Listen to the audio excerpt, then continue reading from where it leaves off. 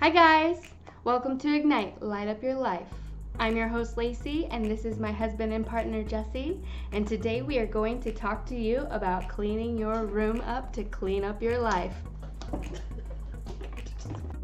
Before we get started, please remember to subscribe and ding that bell so that you can get notified of future videos.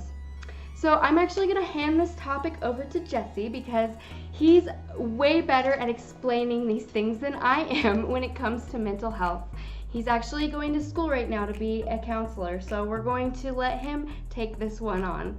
Jessie, what can you tell us about getting started with cleaning up your room to clean up your mental health? How does this coincide? Why would we want to do this? Thanks for having me. I'm going to be basically covering the mental health portions of Lacy's channel, and so clean your room, much like take charge of your health, is a metaphor for taking responsibility in your life. And so it's basically a statement about the nature of life itself. So we're put here and there is an infinite array of things that could go wrong in our lives, and we do our best to manage those things, but sometimes the more we overlook them, the worse they get. And so one thing you can say for sure is that you have to take responsibility for the choices that you make as a free agent in the world. And so just as a little bit of an analogy, I was cleaning out the fridge the other day, and I'm pretty good about house maintenance, but there are just some areas of it that I tend to overlook. And as I was cleaning out the fridge, I was discovering old dishes and things that had really rotted and gone bad. And so this is akin to how we sort of have a blind spot for things that we just don't want to pay attention to. Every time I opened my fridge and went in for something, I had blinders on. I was only looking for the only relevant thing that I wanted at that point in time, at the exclusion of everything else. And so one thing we can say for certain about life is that the more we ignore these issues and these problems that we know that need tending to, the worse things get.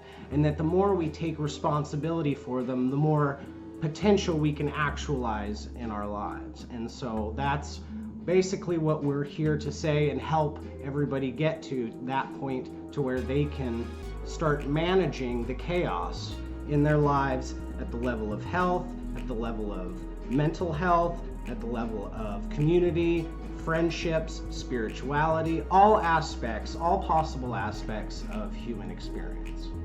Absolutely. Thank you, Jessie.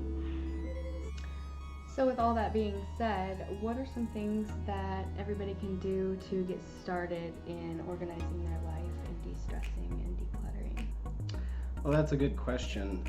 I would say first things first is one has to be honest with oneself about what they're capable of. And so it's okay to start out small. It's okay to humble yourself and say, okay, if I want to get in shape, maybe I can only do 5 squats a day. Just start out at 5 squats. I'm sure that's possible, and it seems like, oh, that's just too silly, but you can't say that you're too good for that because everybody has to start somewhere.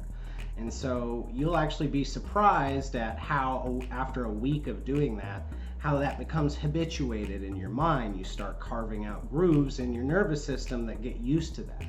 And so what was once something that seemed like a huge endeavor is now something that's become automatic. And so a lot of the bad habits that we developed are an exact result of just habitually not doing things, or habitually doing things that are bad for us or unhealthy for us. So it's okay to just say, hey, I can only drink an extra glass of water a day just to start out with. And the more you actually reach these small goals, you're actually getting little bits of satisfaction. You're going to get a reward from doing these things for yourself. You're going to start building respect for yourself. You're like, oh, wow, look at me. I actually did what I said what I was going to do. And so you start to actually like yourself a bit more. Even if you do start out small, you wouldn't believe how many people just have too much pride to start somewhere. And so don't be afraid to be honest with yourself. And yeah. Absolutely. And to help you get started, we're going to be offering a workshop later on this week. We'll announce that. It is going to be Declutter to De-Stress. So I will be popping into our group on Facebook. Be sure to subscribe to our channel and ding the bell for future updates. and we will come back with our workshop, and we will talk about how to de-stress and declutter your life. That way you can meet your goals and you can kind of start with a clean slate. Thank you.